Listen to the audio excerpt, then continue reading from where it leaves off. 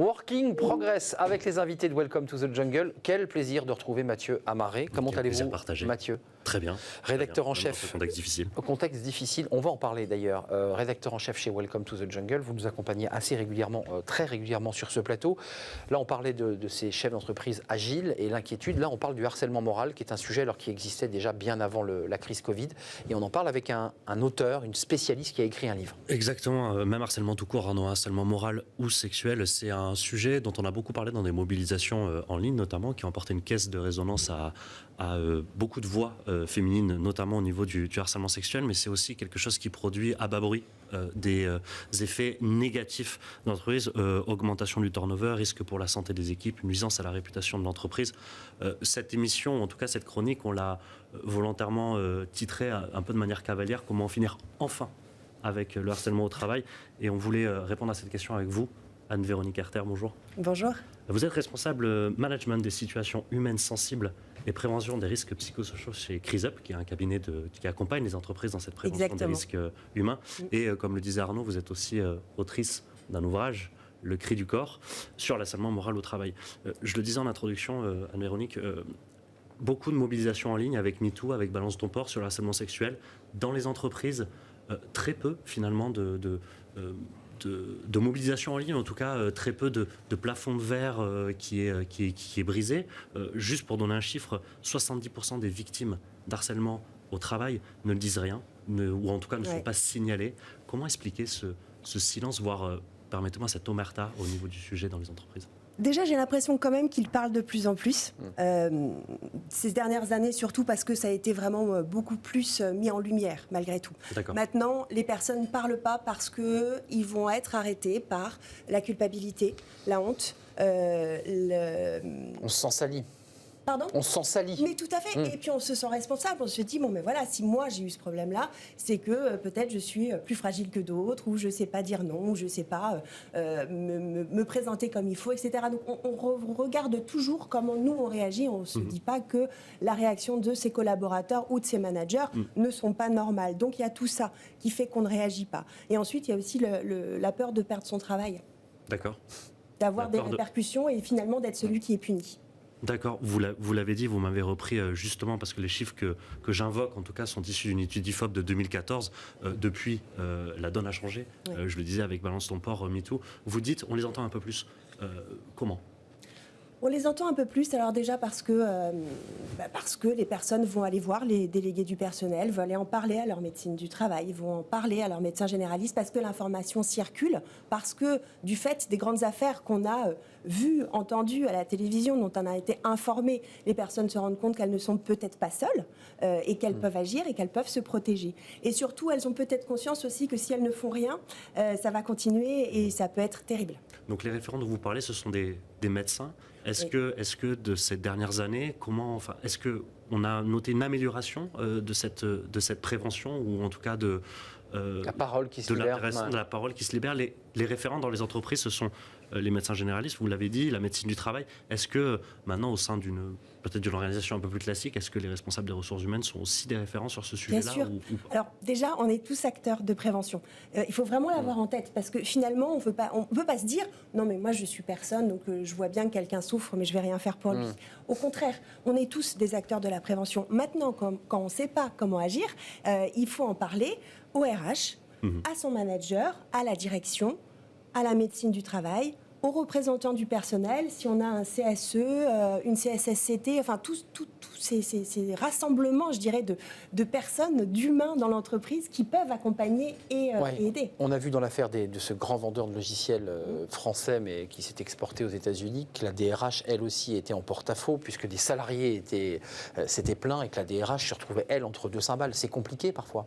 C'est très compliqué. Elle est aussi soumise à la pression de la direction. Bien sûr. Alors, on n'a pas que des harceleurs dans les salariés, enfin des harcelés dans les salariés. Les managers peuvent l'être, des personnes peuvent être harcelantes et harcelées. Enfin, c'est extrêmement compliqué. Si on avait un schéma type, ce serait tellement simple, mais c'est pas le cas. En revanche, effectivement, on peut aussi, en tant que présumée victime, se dire mais je peux pas parler à telle ou telle personne parce qu'elle va pas forcément être de mon côté. À ce moment-là, c'est pour ça on a plein de personnes qui peuvent nous aider. Excusez-moi, le cri du corps, parce que ce titre est très beau, édition Michalon, je le précise. Le cri du corps, c'est quoi ? Pourquoi ce titre très fort? Parce que le corps parle quand Mais on est harcelé? Bien sûr. Alors, je dirais que dans toutes les situations de souffrance, donc de souffrance au travail, quand on subit des comportements inappropriés, et comme vous le disiez tout à l'heure, on n'a pas envie de dénoncer, d'en parler ouvertement, on se sent coupable, à ce moment-là, on retient les choses en soi. Et c'est à ce moment-là que le corps parle.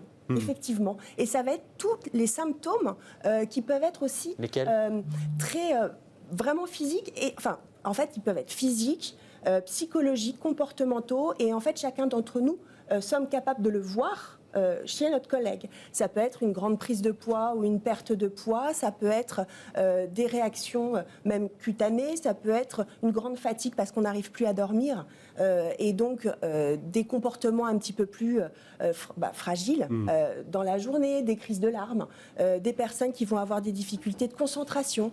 Il y en a tellement. Véronique, vous le dites dans ce livre aussi, vous expliquez le cycle de vie de harcèlement, donc à sa prise de conscience jusqu'à l'hospitalisation aussi. Vous expliquez comment on s'en relève de cet harcèlement. C'est un peu cette tendance solutionnante que j'ai envie de...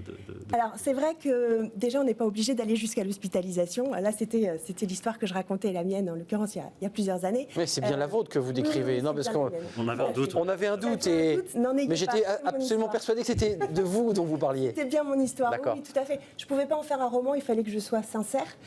Donc, c'était une façon d'être aussi plus impactante. Vous êtes passé par là. Je suis passée par là et j'en suis sortie, donc on en sort. Mais l'idée, c'est de ne pas rester dans un principe de victimisation.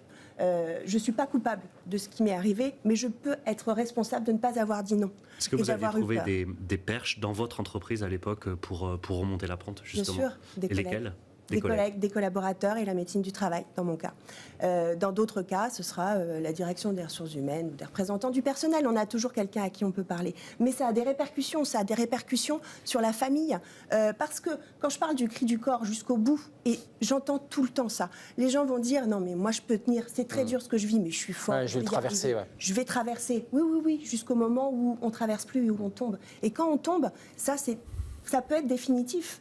Mais en tout cas, ça peut être dramatique pour soi-même et pour sa famille, pour toutes les personnes qui nous entourent. Parce que quand on tombe, quand on fait un burn-out, un vrai, pas... Oui, parce que le bout du chemin, c'est le burn-out. On s'effondre. Voilà. Et là, pour se relever, il faut du temps. Vous avez des mots très forts, vous dites au risque aux limites de la mort. Oui. Alors oui, moi je suis quelqu'un qui aime la vie, qui suis bonne vivante et joyeuse, et j'ai eu envie de mourir. Je suis arrivée là, alors que c'est pas du tout dans. C'était pas votre personnalité, votre caractère. Pas du tout. Et en fait, on peut tous arriver là, donc il faut faire très attention. Il faut faire attention à soi, il faut faire attention aux autres, et j'ai presque envie de dire, d'autant plus aujourd'hui où on est justement dans une crise qui nous oblige à travailler à distance, de plus en plus, où on ne voit plus ses collègues. Le harcèlement peut exister encore. On a eu ce débat avec des avocats sur ce plateau, on vous a reconnu comme victime parce qu'il y a aussi la notion de reconnaissance, c'est-à-dire que la personne qui considère qu'elle est harcelée doit aussi avoir une forme de statut de victime de harcèlement. Vous avez eu, j'allais dire, gain de cause sur le plan juridique, tout simplement? Non, parce que je n'y suis pas allée. Je ne suis pas allée sur le plan juridique parce que, pour le coup, il fallait... je savais que si je partais là, c'était pour 3 ans, 4 ans, 5 ans. Et qu'on restait dans l'histoire tout le temps. Et que je restais dans l'histoire tout le temps et que je n'allais pas m'en sortir, que je n'allais pas me relever. Et à un moment donné, je me suis dit non, je n'ai pas eu ce courage-là. Je pense que c'est très personnel.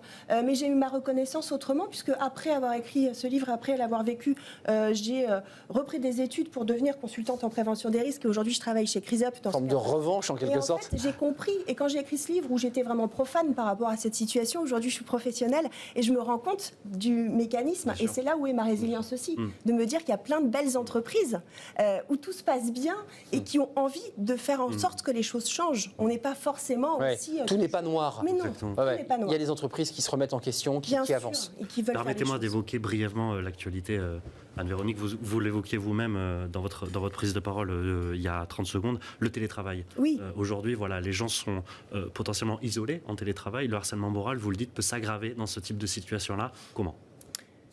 Mais tout simplement parce qu'on ne voit pas les personnes. Donc quand je vous parlais tout à l'heure des réactions qu'on pouvait avoir, même physiques, ou les réactions de comportement, là on ne les voit pas à distance. Le problème, c'est que si on a une personne qui harcèle une autre, elle ne va pas arrêter parce qu'elle est plus loin. Donc ça va être par la connexion, par des emails, des SMS, une façon de parler, des injonctions paradoxales. Harcèlement numérique, là. Tout à fait, exactement. Et là, il n'y a plus de Qui témoins. favorise même le harcèlement moral, Bah oui. ou même voir le Personne harcèlement ne voit, là. sexuel. Ah oui. Personne ne le voit, et on c'est s'autorise vrai que certaines choses aussi. Le harceleur, même sans être conscient d'être harcelant, parce que certaines personnes aussi Oui, s'en ont rendent ce pas genre compte. d'attitude sans s'en rendre compte, parce qu'ils ont l'impression que c'est comme ça qu'on doit travailler, c'est comme ça qu'on motive. Bon, c'est une erreur, mais voilà.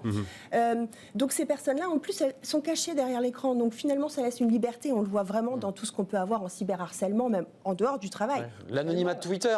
C'est terrible. Bah oui. C'est terrible. Bah oui. C'est terrible. Bah oui. Mais par voie de conséquence, les salariés qui souffrent de ça, se retrouvent dans une situation où ils vont être isolés, seuls chez eux, avec un télétravail qu'ils n'ont pas forcément choisi, Subi, ouais. où ils n'ont pas forcément l'organisation, l'ergonomie nécessaire pour pouvoir bien travailler, en panique, parce qu'ils ne vont pas réussir forcément à accomplir les tâches, donc se mettant une pression maximum pour réussir à atteindre des objectifs qui sont finalement peut-être pas atteignables.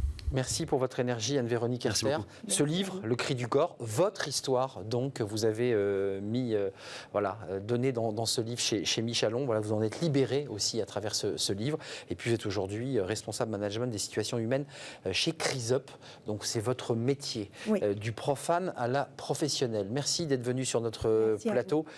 Suite, Mathieu, si vous le voulez bien, de Working Avec plaisir. Progress, avec notre nouvelle invitée dans Travailler demain. On reste sur le sujet. Restez avec nous.